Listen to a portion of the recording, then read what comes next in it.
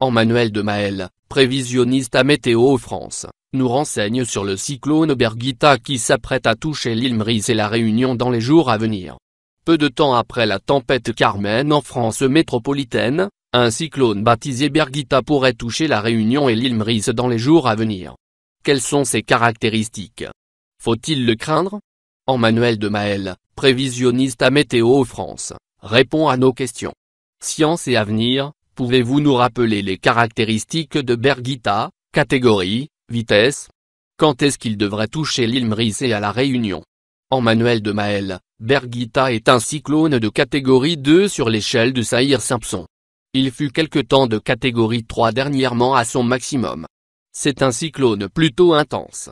Il faut savoir que nous n'utilisions pas toujours les mêmes échelles selon la localisation des cyclones, donc il faut prendre ces informations avec précaution.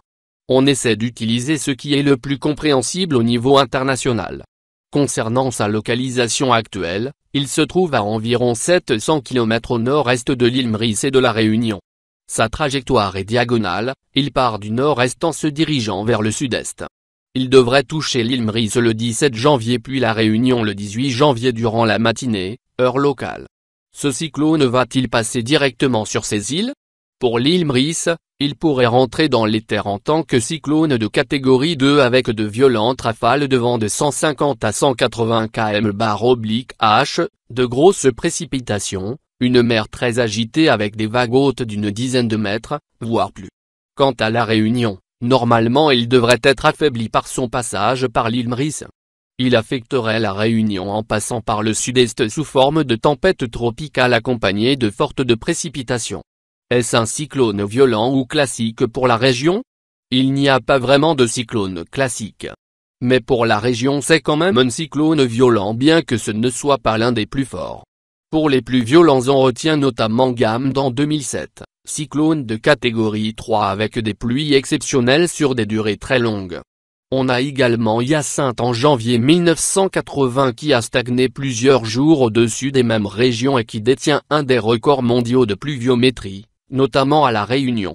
Puis Dina en janvier 2002, un cyclone de catégorie 4 passé au nord de l'île de la Réunion, un des derniers à passer si près, avec des rafales estimées à 280 km/h. Birgitta n'est donc pas un cyclone majeur mais quand même virulent, qui toucherait principalement l'île Maurice. Sa vitesse était de 4 km/h le 15 janvier, qu'en est-il aujourd'hui? Cela a légèrement évolué, il se déplace maintenant à environ une dizaine de km/h.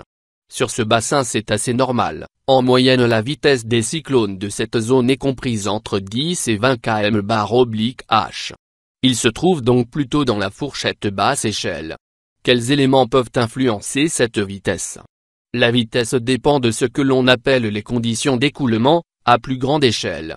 C'est-à-dire d'un ensemble de phénomènes tels que l'humidité de la colonne d'eau du cyclone, la chaleur des océans, les perturbations en haute altitude ou bien des interactions avec les zones de haute et basse pression par exemple.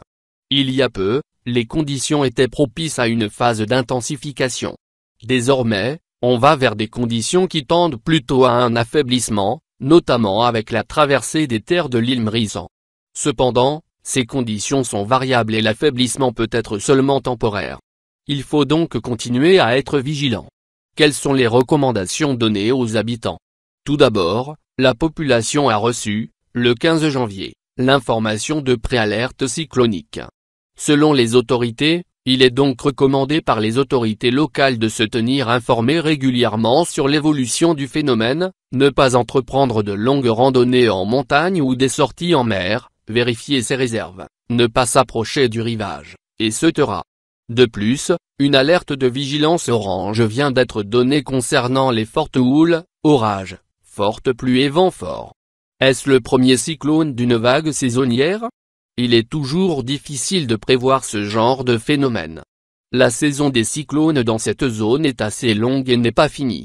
Elle débute au cours du mois de novembre pour se finir en avril. Mais cela n'est qu'un intervalle moyen.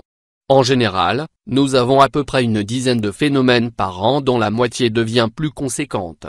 Globalement, nous recensons donc une moyenne de 4 cyclones par an.